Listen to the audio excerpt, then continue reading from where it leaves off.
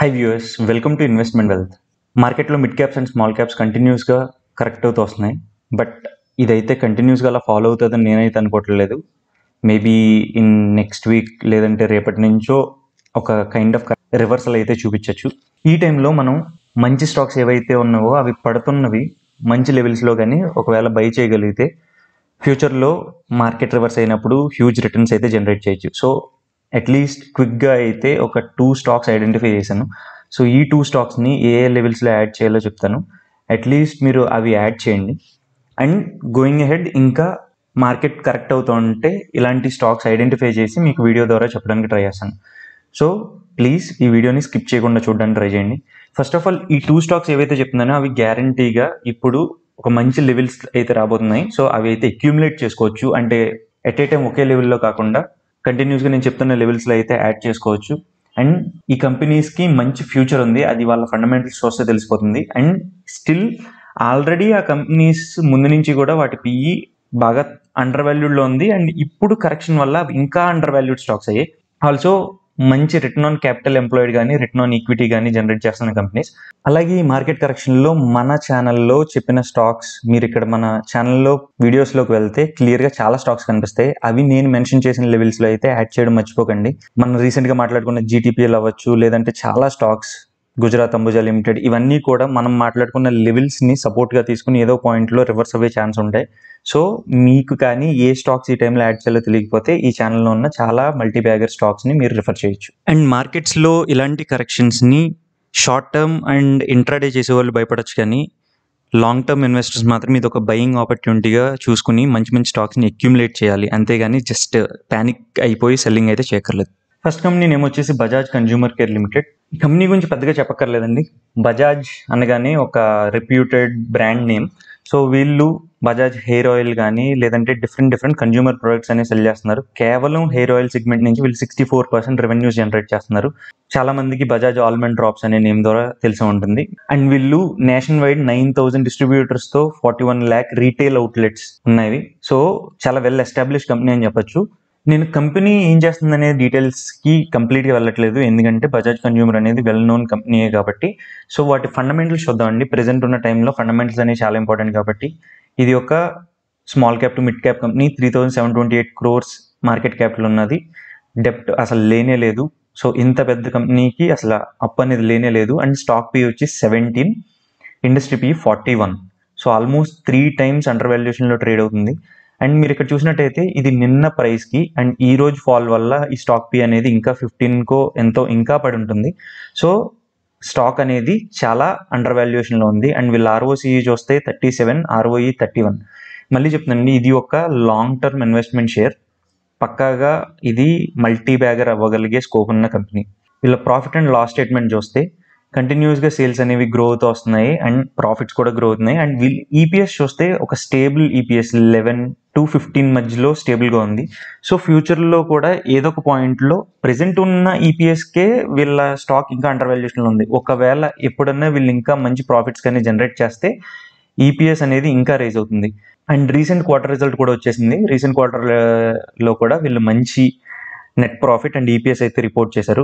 And వీళ్ళకి just 15 crore shares ఉన్నాయి. And reserves ఆస్తులు కంటిన్యూస్గా రేజ్ అవుతున్నాయి. అండ్ అప్పులు లేనే లేవు. అండ్ ఫ్రీ క్యాష్ ఫ్లోస్ హ్యాండ్లో మంచి ఫ్రీ క్యాష్ ఫ్లోస్ ఉన్నాయి. సో వీళ్ళు ఏదన్నా ఒక కొత్త సెగ్మెంట్లోకి ఎంటర్ అవ్వాలన్నా లేదంటే ఉన్న సెగ్మెంట్లో న్యూ ప్రొడక్ట్స్ని ఇంక్లూడ్ చేయాలన్నా కూడా వీళ్ళ దగ్గర ఫ్రీ క్యాష్ ఫ్లో ఉంది కాబట్టి అది మంచి హెల్దీ రిటర్న్స్ అయితే ఇస్తుంది.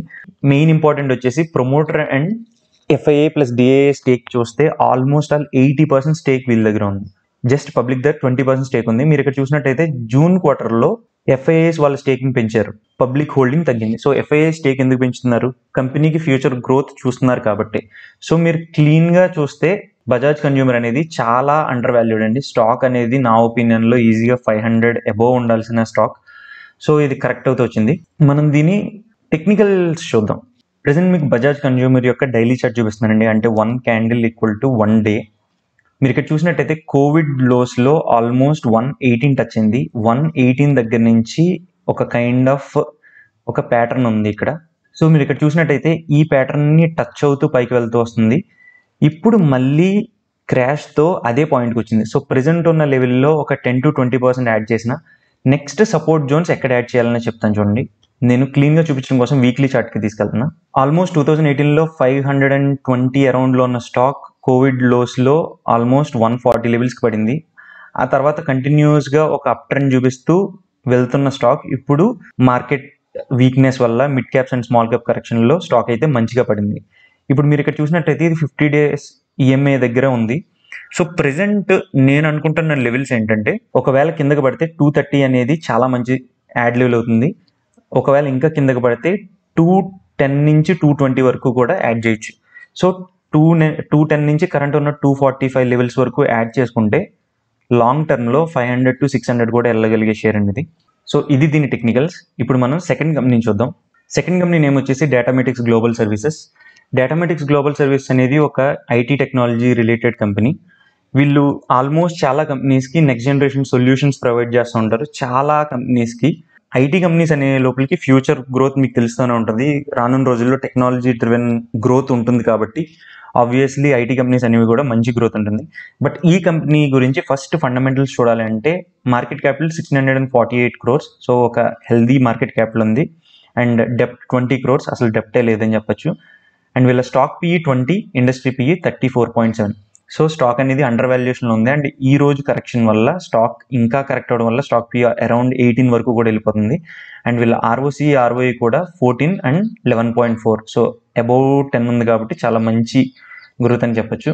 వీళ్ళ యాన్యువల్ రిజల్ట్స్ చూసుకుంటే కంటిన్యూస్గా 2010 నుంచి వీళ్ళ సేల్స్ గ్రోత్ వస్తున్నాయి, ప్రాఫిట్ గ్రోత్ వస్తుంది. అండ్ EPS అయితే ఎక్కడ అసలు డిప్ లేకుండా చూడండి, 3, 4, 6, 8, 7, 11, 12, 13.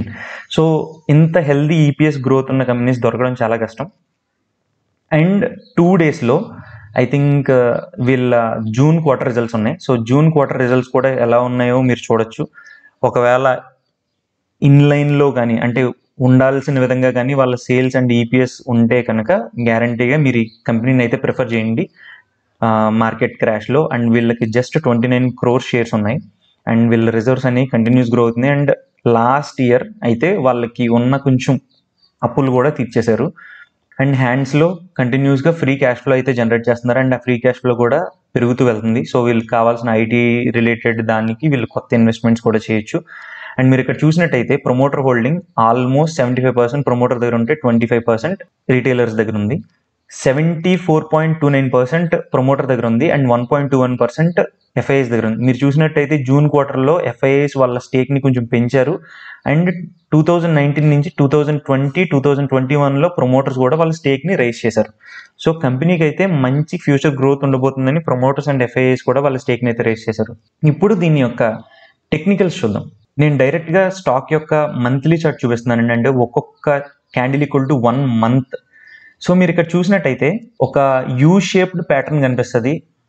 డేటామెటిక్స్ గ్లోబల్ లిస్ట్ అయినప్పటి నుంచి స్టాక్ ఆల్మోస్ట్ 216 నుంచి పడుతూ ఒక యూ షేప్లో ఇది రికవర్ అయ్యి రీసెంట్గా చాలా పెద్ద ర్యాలీ ఇచ్చింది. సో ఈ 219 to 220 అనేది ఇంకా 220 అనుకోండి. సో 220 అనేది చాలా హ్యూజ్ సపోర్ట్ అవుతుంది. ఒకవేళ ఆ లెవెల్స్కి పడితే ఎలా ఉంటుందని చూద్దాం. సో నేను డైరెక్ట్గా డైలీ చార్ట్కి వెళ్తున్నాను. So each candle equal to 1 day. మీరు ఇక్కడ చూసినట్టయితే ఈ 220 లెవెల్ ఏదైతే మనం డ్రా చేసామో ఈ బ్లూ లైన్ అది 50 days మూవింగ్ యావరేజ్ దగ్గరికి కూడా ఉంది. సో 220 అనేది చాలా మంచి యాడ్ లెవెల్ కాబట్టి అరౌండ్ 225 నుంచి 220 వరకు కూడా మీరు ఫస్ట్ ప్రిఫరెన్స్లో యాడ్ చేయొచ్చు. ఒకవేళ ఇంకా కిందకి పడితే మీరు ఇక్కడ చూసినట్టయితే ముందు ఇది ఒక ఛానల్ ప్యాటర్న్లో వెళ్తూ ఉండేది. ఆ ఛానల్ని హ్యూజ్ వాల్యూమ్స్తో బ్రేక్ చేసింది. ఇప్పుడు పడుతున్నప్పుడు అసలు వాల్యూమ్సే లేవు కంపారిటివ్లీ. సో ఒకవేళ పడితే మళ్ళీ ఒకవేళ కానీ 220 లెవెల్స్ని కూడా బ్రేక్ చేస్తే ఛానల్ కిందకి వస్తే కనుక అరౌండ్ 190 లెవెల్స్లో సెకండ్ యాడ్ లెవెల్ అవుతుంది. సో ఈ స్టాక్ని అయితే కరెంట్ ఉన్న లెవెల్స్లో ఒక 10% అలా యాడ్ చేయండి. 220 లెవెల్స్ దగ్గర మాత్రం ఈజీగా 40% అలా యాడ్ చేయండి. ఇంకా కిందకి పడితే 190 లెవెల్స్లో మిగిలిన అయితే యాడ్ చేయండి. ఇదన్నీ ప్రస్తుతానికి నేను క్విక్గా మీకు చెప్పాలనుకున్న 2 స్టాక్స్. అండ్ నేను ఇప్పుడు మార్కెట్ కరెక్ట్ అవుతున్నప్పుడు ఇంకా స్టాక్స్ ఐడెంటిఫై చేసి మంచి స్టాక్స్ని మీకు చెప్పడానికి అయితే ట్రై చేస్తాను. సో మీరైతే బెల్ ఐకాన్ని ప్రెస్ చేస్తే నా నోటిఫికేషన్స్ వస్తాయి కాబట్టి మీకు ఇమీడియట్గా తెలుస్తుంది. Hope you like my analysis. ఒకవేళ నా అనాలిసిస్ మీకు నచ్చినట్టయితే మీరు కూడా ఆన్ టాప్ అనాలిసిస్ చేసి ఒకవేళ నచ్చితేనే ఈ స్టాక్స్ తీసుకోండి. అంతేకాని సింప్లీ ఒక బై రికమెండేషన్గా భావించి అయితే బ్లైండ్గా ఇన్వెస్ట్ చేయొద్దు. ఎందుకంటే మిడ్ క్యాప్ కరెక్షన్స్ అనేవి చాలా ఫాస్ట్గా ఉంటాయి. సో కొత్తగా మార్కెట్లో వచ్చిన వాళ్ళు అవి తట్టుకోలేకపోవచ్చు. బట్ మార్కెట్స్ లాంగ్ రన్లో ఇన్వెస్ట్ చేసే వాళ్ళకైతే మాత్రం ఇలాంటి స్టాక్స్ మంచి రిటర్న్స్ అయితే ఇస్తాయి. మీరు కొన్న వెంటనే ఒకవేళ అవి పడినా సరే భయపడక్కర్లేదు. ఒకవేళ కానీ మీకు నా అనాలిసిస్ నచ్చినట్టయితే ప్లీజ్ ఈ వీడియోని లైక్ చేయండి, షేర్ చేయండి, సబ్స్క్రైబ్ చేయండి అండ్ మీ ఫ్రెండ్స్కి కూడా ఈ ఛానల్ తెలిసేలా చేయండి. Thank you.